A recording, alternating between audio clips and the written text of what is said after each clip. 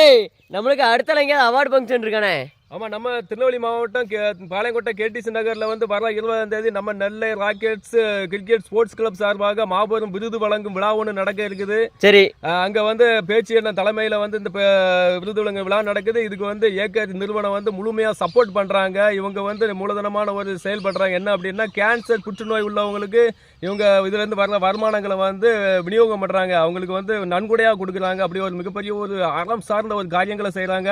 பேச்சு என்ன வந்து சாதாரண ஒரு ஆளே கிடையாது, மிகப்பெரிய ஒரு சாதனையாளர்னு சொல்லலாம். ஏன்னா தமிழகம் எங்கும் உள்ள கிரிக்கெட் வீரர்களை எல்லாரையும் உற்சாகப்படுத்தும் விதமாக வாரந்தோறும் விளையாட்டு போட்டிகளை எல்லாம் நடத்தி வர 20ஆம் தேதி அந்த விளையாட்டு போட்டிகளில் வெற்றி பெற்ற வீரர்களை அழைத்து அவங்களுக்கு வந்து பரிசளிப்பு விழாவும் தலை சிறந்த ஒரு கலைஞர்களையும் உற்சாகப்படுத்தும் விதமாக ஒரு விருது வழங்கும் விழா போல நடத்துறாங்க. இவங்க இந்த விழா மேடையில வந்து எங்க திருநெல்வேலி மாவட்டம் பட்டங்காடு விவசாய அணியிலிருந்து நம்மளும் போறோம். ரொம்ப ஒரு பெருமைக்குரிய ஒரு விஷயமா இருக்கு. நாங்க நிறைய இடங்கள்ல அவார்டு வாங்கியிருக்கோம். இதுக்கு முன்னால திருப்பூர்ல அவார்டு வாங்கியிருக்கோம், கன்னியாகுமரியில் அவார்டு வாங்கியிருக்கோம், தென்காசியில் அவார்டு வாங்கியிருக்கோம். இது எங்க சொந்த ஊர், சொந்த மண் திருநெல்வேலி மாவட்டத்தில் முதல் முறையாக நாங்கள் அவார்டு வாங்க போறோம் நினைக்கும் போது ரொம்ப பெருமைக்குரிய விஷயம். எல்லாம் உள்ள இறைவனுக்கு நாங்க நன்றி சொல்றோம்.